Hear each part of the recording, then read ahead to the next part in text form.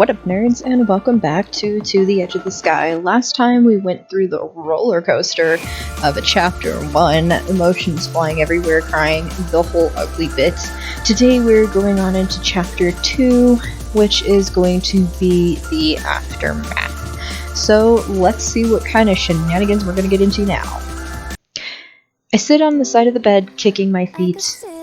I love the music, it's so serene. It's been a few days since the incident phase simply refers to as the Kairos invasion. I hum along to a sweet love song playing in my oral slogs.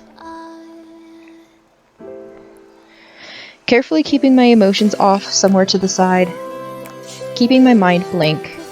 Phase works fast, no one can say that they don't. Any repairs needed are underway, and Kairos has completely withdrawn from our building. The blood and any bodies are all cleared up too. Like they were never there. Like nothing ever happened. Let's stay here. I sing along softly to the song. I haven't really seen any of P.H.A.N.T.A.S.M since that morning. The head psychiatrist, who is also assigned to Phantom Alpha, Dr. S.A.D.K, apparently assigned me to take time off. Without even meeting me. She'd been too busy with other operatives like 5. I could stay like this, so I've just stayed in my room, telling myself I'm not avoiding leaving it. It's just that I need some rest. That's all. It's 6:50 p.m. Please report to Dr. S.A.D.K's office for your scheduled lesson. In love. I absent-mindedly sing the words and stand up. But today, I have to face it. Whatever feelings and thoughts I haven't processed. It'll be alright. It's time to go. Nodding to myself, I grab my oral off the nightstand. I force one leg in front of the other and leave the room for the first time in days. The moment I step into the corridor, I walk straight into something white. Oof. Sorry. I feel hands steady me on my shoulder and look up to see Zero standing there. He immediately pulls back and steps away from me. Sorry. That was my fault. Are you okay? I'm fine. Seeing a familiar face, I feel my mood instantly brighten. I can't stop myself from smiling. I'm happy to see you. How are you? Me? I'm fine. No, you're not. I just finished up with my session with Dr. S.A.D.K. She asked me to bring you to her office for yours. Oh, I'm sure I can find my way. Dr. S.A.D.K. was worried you might be nervous. Zero awkwardly shifts from foot to foot, and I suddenly understand. Maybe she knows I haven't left my room? Or thought I'd be nervous to walk around after what happened. So will you come with me? Of course. Thank you for coming to get me. No problem. Without another word, Zero puts his hands in his pockets and turns on his heel. I follow him through the busy hallway as he weaves around people, making a path for us. I feel better already. We step into a crowded elevator. Everything is so busy compared to when I first came. I guess there's lots to do still. Kairos is still in control of many Phantasm government facilities. But Phase is also still recovering from the invasion. It isn't the best position, but Phantom Alpha is being recognized as heroes for being able to at least retake Phase. That's what I'm thinking anyway, when I realize that some of the people around us are whispering, "Hey, isn't that Dr. Park's golden boy?" You mean that big experiment she's so smug about? I immediately recognize one of the women as the one who tried to stop 5 from infiltrating, but I don't know the other one. I set my arrow to scan her identity. Identification complete. Kong Soo-young, Phase administrative staff. I didn't know she actually let him out of the lab. Yeah, I heard he joined Phantom Alpha recently. Wait, are they talking about Zero? I glance up at him, but he won't meet my eyes. I can tell his body is stiff, though. The elevator stops at a floor.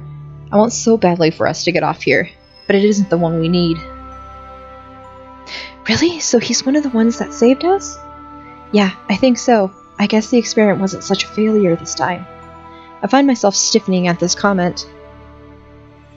What the hell? Do they really think he doesn't hear them? I heard he's unstable, though. But is it really safe for him to be walking around like that? What the shit? Most Phase operatives are freaks. I don't really see the difference, really. What the hell? The elevator stops again to let more people off. But it still isn't ours. Ugh, I can't take this. We're definitely going to argue with these bitches because they need to be put in place. I turn around to the woman at my side. This man and all of our teammates risked their life to free everyone. To free everyone, Phase. How can you just say crap like that right in front of him? Zero glances at me, but he just looks embarrassed. Aren't you new here? I don't recognize you at all.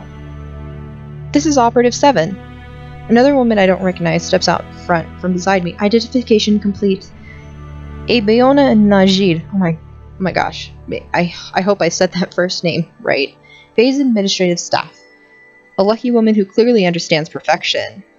Huh? Operative Zero is the most incredible being in this entire building. Oh no.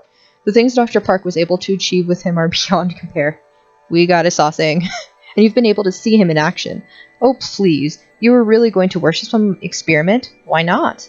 He's closer to being a god than we'll ever be. He's an abomination, and your fascination isn't healthy. The elevator announces our floor, but I don't even care anymore. Whatever he did to get here, he's just a human. I'm cut off mid-sentence as Zero grabs my hand and moves toward the open elevator doors. With a strong grip, I'm forced to stumble after him or else I'll be dragged the whole way. Oh no! The moment we're off the elevator, he drops my hand. This poor baby. I feel so sorry for him. We need to go back and kick their ass. Zero. The doors have closed behind us, but the miasma those women's conversation created still hangs over us. Zero simply stands there, looking away from me. I walk around him and stare into his face. He bites his lip and looks away. Zero. I take his hands in mine. I'm so sorry about all those things they said. Zero doesn't speak for a moment, continuing to bite his lip. Then he gives a quick nod towards the end of the hall. Dr. Static's office is the last door on the right.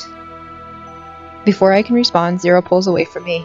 He's so fast he's already run off in the back direction we came from before I can process what happened. Zero! But it's too late. He's already turned a corner, probably headed towards the stairs. I look down at my empty hand and sigh. Zero, what did you endure to get here? With no one to answer my question, I resign myself to walking the rest of the way to Dr. Static's office alone. I stop at door Zero mentioned, and I looked at the smallest. Whoops. I take off my RO and let scan my irises. A scan comes up saying codename 7, along with my appointment time and confirmation message. I press yes, and a small beep is followed by the sound of hissing air as the door slides open. I step inside Dr. Static's office. I'm greeted by a pleasant smell as soon as I step into the office. My eyes are immediately drawn to the greenery within. Without thinking, I head straight for the plants. I gently touch them, trying to see if they're real or fake. I see you like the plants. Those are my favorites. A low, soothing voice comes from behind me.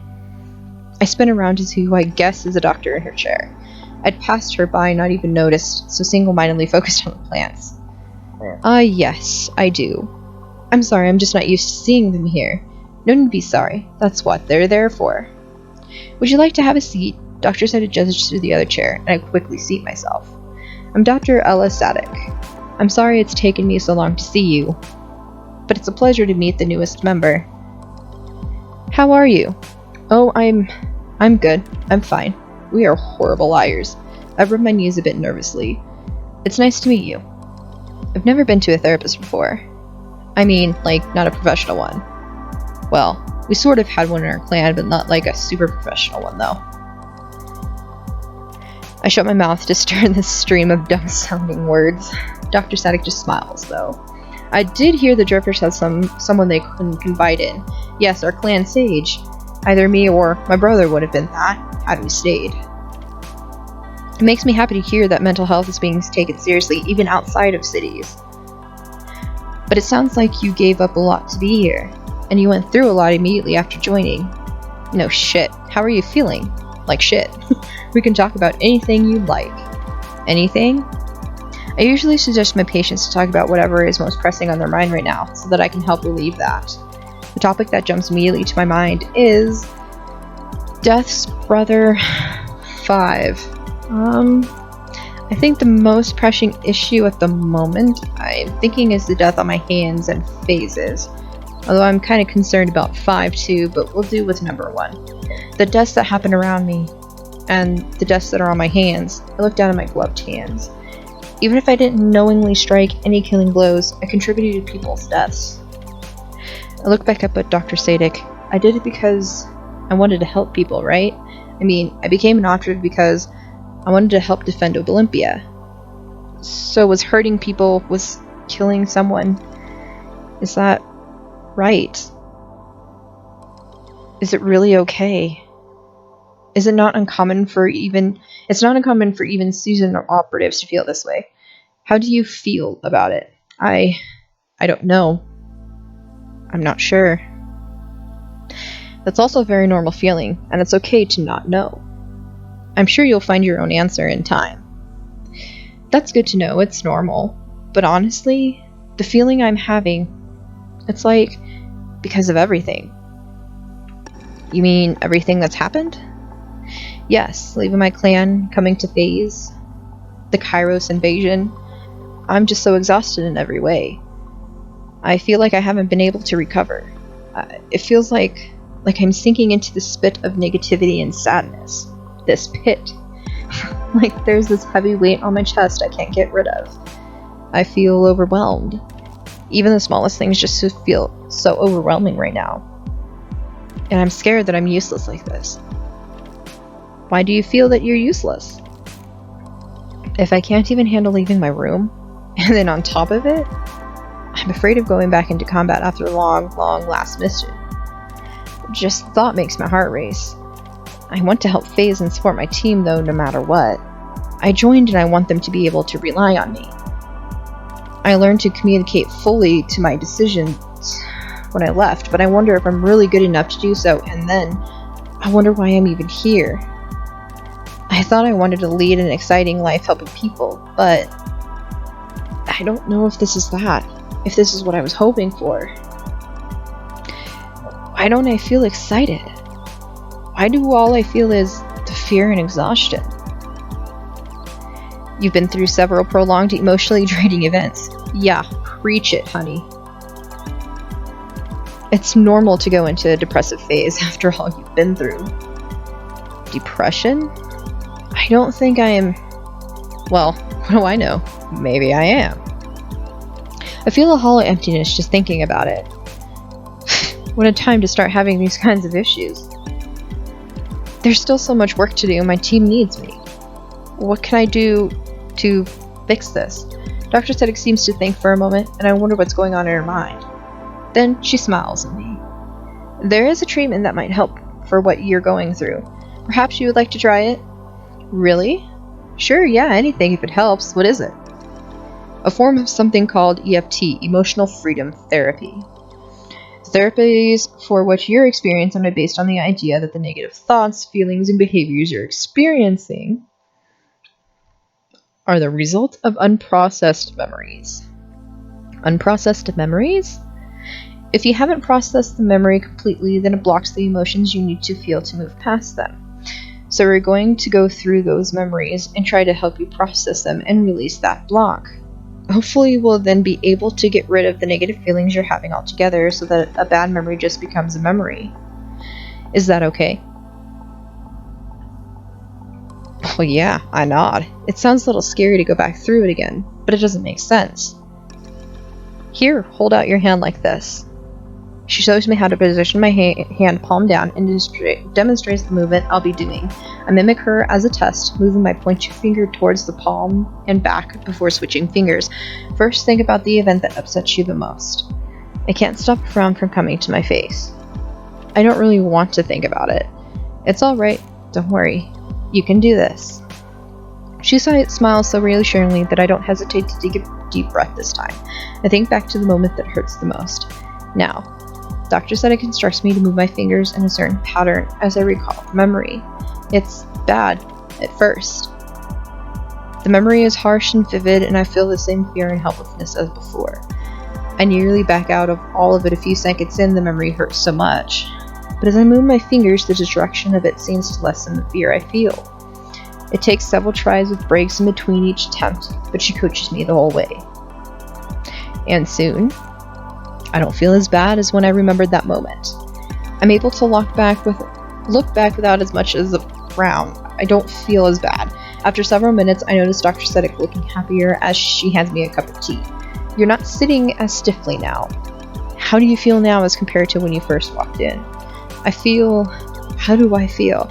I think back to the mission, how I felt before, and compare it to now. I feel better. Definitely less stressed now. Dr. Sedek nods and smiles wider. Are you ready to tackle the other things bothering you then? A lot went on in your mission, and we have plenty of time to address them. I nod, feeling more confident than when I first came in. Let's do it. Feeling lighter after my session, I step out onto the corridor. Dr. Sedek said that she would want to see me again soon. She also reminded me that her office schedule can be checked through the network, just in case I was to drop by when there's an open slot. I wonder just how long I would have to dealt with that on my own if Dr. Sedek hadn't been there to help me. A while, probably. My stomach turns at the thought and I let out a sigh. But she did, and I'm fine. I look around me, stepping out of the way of people hurrying down the hall. What should I do now? Dr. Sedek mentioned there was a combat simulation room. It would be better to try a mission before having to go into a real one. Well, I'm not doing anything now, and I don't want the thoughts to come back. Alright, let's do it. With that in mind, I set the location on my RO and set off for the sim room. When I step into the room, I do a double take at my RO indicator to make sure this is the right place. Yeah, no shit, I would too. It certainly is. Lively. Could this really be it?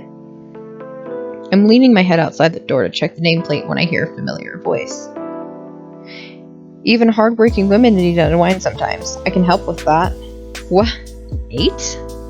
I duck my head back inside, my guard up, only to see that 8 is nowhere near me. Instead, he lies on a strange-looking lounge chair in the back of the room, some kind of visor over his eyes. It doesn't seem like he realizes I'm here. No, you can't underestimate the value of pleasure. All work and no play makes for a dull life. Oh my god, what did I walk into? He must be using the simulator. I feel like I'm intruding, though, with whatever kind of simulation. Maybe I should ask him if I should leave. Reluctant, I start inching my way towards the lounging 8. You'll be more productive if only you just come with me and play a little. Oh my god. Oh my gosh. Abort mission. Jeez, he's really persistent. I almost feel bad for this simulation. We could do whatever you like. That's right. His voice is so sultry and soft, it's almost mesmerizing. Feeling increasingly uncomfortable, I almost stop dead at his next words. Come a little closer. Right. Simulation. Man, they must be pretty realistic. Almost to him now. I force my legs to move the few remaining steps in front of him. Hey, 8, it's me. 8's hands suddenly uncoil from his chest. They snap around my wrists and surprisingly strong and pull me down to him. Hey! 8 reaches up a single finger and pushes the simulation visor up. You want to? His lopsided grin reminds me of the Cheshire cat. I begin to pull away and start to reply, but 8's eyes flash. My vision becomes hazy and my body relaxes. I haven't seen you in a while. Were you missing me? 8's voice is so nice. I shake my head trying to remember. Why did I come here? You came here to see me, right? Looking into 8's eyes, I wonder how I didn't notice how charming they were before. Come to see you? Why do I suddenly feel so disoriented? That's so nice. I was feeling pretty lonely. Oh no. You were too, right? I know you haven't left your room in days. I guess I have been. That much is true. That's true. So, want to partner up? This time it'll be just you and me. We are pushing this man away. We are resisting. There's a heavy, hazy feeling dragging me down, but there's no way in hell I'm doing this. My stubbornness is stronger. Sorry. Huh? But I'm off duty right now. I break his hold on my wrist and grab his instead, squeezing. Back off with the Ogs, or I'll have to hurt you. Yeah, back up, buddy. 8 looks surprised and chuckles softly. Relax, I'm just trying to help you out. Uh-huh. I told you to be watchful of your surroundings. If even I could sneak up on you, didn't I? I narrow my eyes at 8, and his annoyingly soften. This boy. People who resist are more interesting to me. Have you ever heard of boundaries or consent?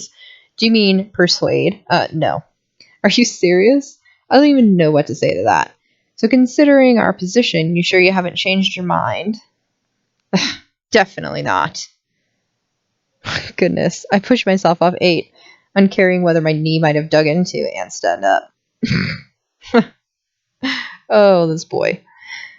What gives you the right to use your Augs on me? 8 shrugs. What gives you the right to use them on anyone? What gives you the right to use yours? That's not the same, isn't it? I use my Augs to help me in a fight, not to manipulate. So use your strength to manipulate the situation instead. Tell me, dear 7, what is the difference? I can tell he's mocking me, but maybe there's something else too. Actual curiosity?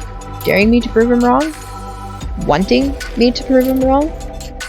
Whatever it is, I'm too frustrated to care. Well, I didn't use my fist on you. You use your strength, though, to control the situation? Are you saying it's okay to use your Augs to control the situation? 8 shrugs, playing with his choker. Why not? Besides, I came here to practice, and if I can persuade you, then I should be able to persuade most people. He tilts his head cutely, and I could swear I see his eyes flash again. I should just go. I turn to do just that, but 8's hand shoots around my wrist again. I briefly contemplate body slamming him, but I subdue the urge. Don't leave. Please? At the pleading in his voice, I turn back towards 8. What? I wasn't lying. I am lonely. Everyone's been so down lately. There's no missions for me yet either. 8 points to the bar near us. Want to chat? I won't even use my Augs on you this time. I stare at the bar, then back at 8's hopeful face before sighing. I point at him as I practically stomp to the bar. You better not. Or I will use my fist on you this time. Don't worry, I won't. Though I can't promise you won't be charmed by me anyway. Feeling unusually flustered and grumpy about it, I slide onto the bar stool without comment. 8 does the same beside me, and grabbing a nearby bottle, pours a drink for both of us. I put my arm on the table with a sigh, not even bothering to protest. So we finally have the chance to really talk. Although you're older, I'm the more experienced one. Of course. So do you have any questions for me? I take a deep breath to calm down and think. I should try to use this opportunity to learn more. I think through what I want to ask him. Ask about 5, besides work, get your cat. How do your science skills work? How did you become to be in phase? I think I want to know how he came to be in phase. If you don't mind, how did you join phase? You want to know my past? Well, if you don't mind, you must be really interested in me. What? I thought you'd ask something about work, but this is about work. 8? A familiar voice interrupts our conversation. I look over to see someone completely unexpected standing there. 5? Shouldn't you be resting? I wanted to see you. I'm feeling better today. And 7's here too. 5 walks over to our table and sits down next to 8. Hi, 7. Hi, 5. I'm so glad to see you up and about. Yes, I wanted to spend time with 8, but I'm glad you're here too. Well, if you're sure you're feeling well enough, I feel better around you guys. Aw, I'm glad then. What were you talking about when I came in? Before I can open my mouth, 8 speaks up. Oh, just about life here. The job. The job? Well, I mean, my class. 7 here is interested in sirens. Why did he have to put it like that? I'm interested in learning about everyone's class, including shifters. I want to learn how to work together well. Dr. Park said teams do better if they do get to know more about each other. Oh, that's true. Shifters aren't that much different from sirens in how they're used. 8 gently shakes his drink. The ice keeps hitting the sides of the glass. That's right. We're both infiltration classes. And we both gain people's trust by simply going along with however they see us. Perception is reality. That's what they teach us shifters. That makes sense. Although you two don't look it, I guess it might be pretty scary for the enemy. Never knowing who they can trust. By now they should know the saying, every rose has its thorn. But isn't that hard on you guys?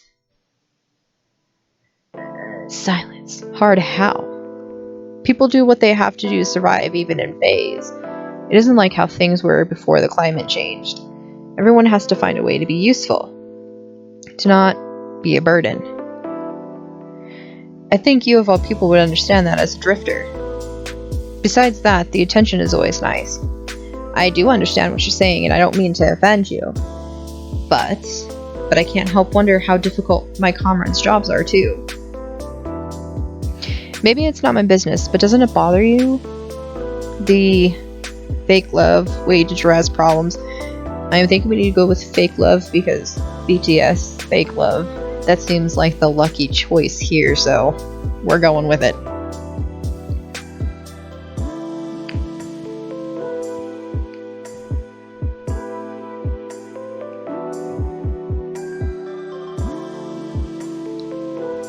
The fake love you receive. Fake love? What I mean is, well, you said that people like you for who they perceive you to be. Doesn't that mean they aren't getting to know you for who you really are? Yes. Even still, it's fun while it lasts. Getting to go to parties and wine and dine isn't a bad job at all. But those good feelings you get from those people, it's all fake. Those people are only into you because of appearance. And they're not even the truth. Yes. What's your point? I just thought that must be so exhausting. No matter how glamorous your job seems, it is. Real love or fake love? What does it matter if you feel happy in the moment? I've got a job to do. I'm going to do it well and try my best to enjoy every moment of it while I can. I sigh. I can see things work much differently here than what I'm used to. Yeah, no kidding. I have to maintain an open mind. There's always a reason why things are the way they are. I decided to change subjects completely to lighten the atmosphere. How about Monarch? What's the story behind him? He followed me after a mission. I couldn't leave him. I gave him to 8. I wanted 8 to have someone that would love him for just being 8. Not because of his looks or because of the way we're persuaded. 5, I think you're too honest sometimes. It's embarrassing. 8 needs to relax more. And Monarch loved him the moment they met.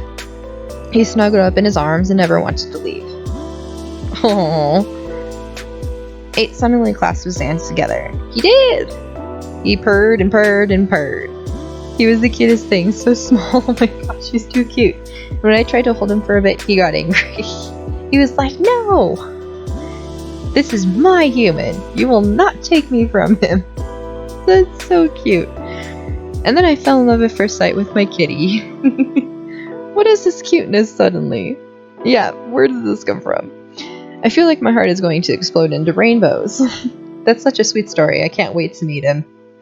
Next time we hang out, I'll try to bring him, okay? 5 turns to me and whispers, "It is really cute sometimes. So please don't be mad at 8. The way his class works is not his fault. This is how things at P.H.A.N.T.A.S.M are done. 5, don't start this. I'm not a victim." 5 surprises all of us by hitting the table with both fists. I don't want her to think you're a bad person.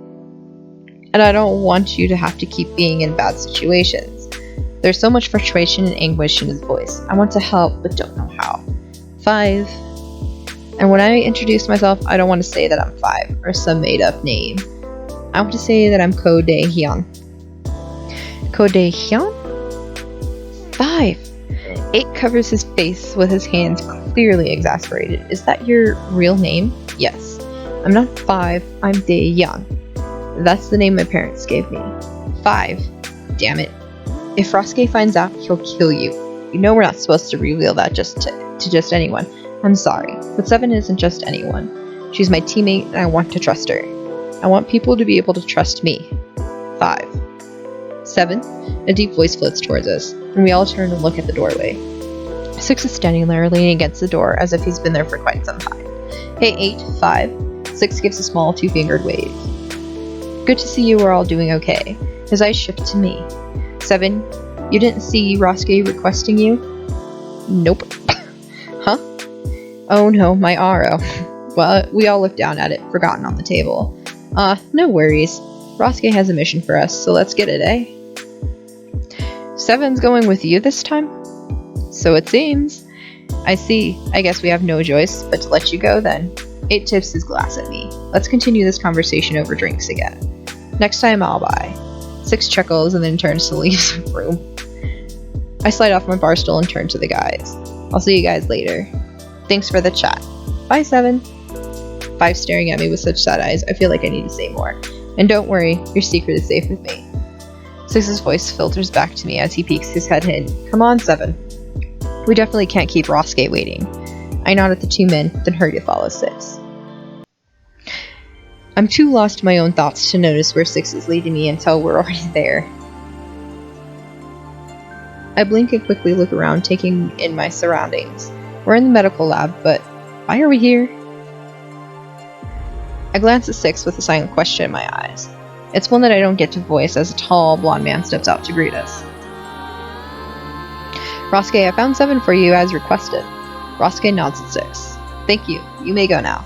I'll be expecting a mission report tomorrow. Of course. I never forget to do it. 6 turns to me, giving a little wink. He smoothly turns on his heels. He walks out of the med lab, leaving me with Rosuke. Operative 7. My head snaps back to look at him immediately. Yes, sir. Due to the chaos, we didn't have time to officially meet. I am Sergeant Yakov Rosuke. Oh my gosh, these names are going to kill me. I am officially the handler of Phantom Alpha. He looks down to the tablet in his hands, scrolling as he continues to explain things to me. I am in charge of handing you your missions. Great. If there is something you do not understand, I suggest you ask me before mission starts. After each mission, you'll be required to report back to me. He stops scrolling to look up at me. Is everything clear so far? Yes, sir. I got it. Basically, I'm come to you before and after missions. Rosuke nods, looking down to his tablet again. You may call me Sergeant Rosuke, Sergeant, or simply Rosuke. Never Yakov. Good, because I can't pronounce it. I nod. It's simple enough to understand and simple enough to follow. Rosuke it is, then. Being an operative is not a game, though you may have realized that during the invasion. Yeah. I can only nod, the word's not quite coming out. Yes, definitely. I knew it wouldn't be some easy life, but it really hit me then. You will remember this. P.H.A.N.T.A.S is a government operation. You are an operative, and you have signed your life away for the good of the people. You have no name for a reason. No operative does. It's also why your number is assigned to you. I didn't have one for a time. Your name is classified. Your information is classified. You are no longer who you were before. Now, you are another little cog in the great machine that is Phantasm. Oh my god, it sounds like I'm a chess piece pawn. Just a little cog, huh? That's just... I can't tell if that's what he really feels or if he's just reciting something that's been told to him before. It all sounds so... Remember that. I don't think I even have a choice but to remember. Any questions? Yeah, I have one. What did you mean that you didn't have a name? Rosuke sighs quietly. He doesn't say anything at first. He seems to be thinking about his answer. This information is for operatives and P.H.A.N.T.A.S staff only. Do you understand? I nod. I was an operative before known as 2. 2? So you were in Phantom Alpha before? Yes, I was in the team that was before you. I am no longer an active field operative. Is this the name with the others? Same with the others? Am I allowed to know who the previous 7 was? Not everyone got to retire. I do not want to see you end up like the 7 I knew. I see. So keep in line. Rosuke taps his tablet, tapping away at something I can't see. I stand there watching him, wondering if I should say something. But before I can think of what to say, he looks up at me again. We have talked enough. Time for your mission briefing. Next week, you will be joining 6 on a mission with 4 there to assist as well. You will assist 6 in capturing a suspect member of Kairos. Our intel suggests that he was one of the people who helped open the way for the invasion. Further details will be sent to your RO. Read through everything while you prepare. I hear a familiar little ping in my ear letting me know that I received a new message. I make a mental note to open it when I get back to my room. I wonder, just how much prep will I have to do before this? Is that everything? Yes, you may go now. Rosuke looks back down to his tablet, waving me off as he turns to walk back to where he came from. I resist the urge to put on my RO and open the files immediately. Instead, I rush off to my room to read it all there. Ooh, we get some more action! I really feel sorry for 5. I really do. That poor bean needs some more love. And I really, really need to get through to 0 too. Oh my gosh, there's too many people I want. But we'll end this thing here, and I will see you all later. Bye-bye!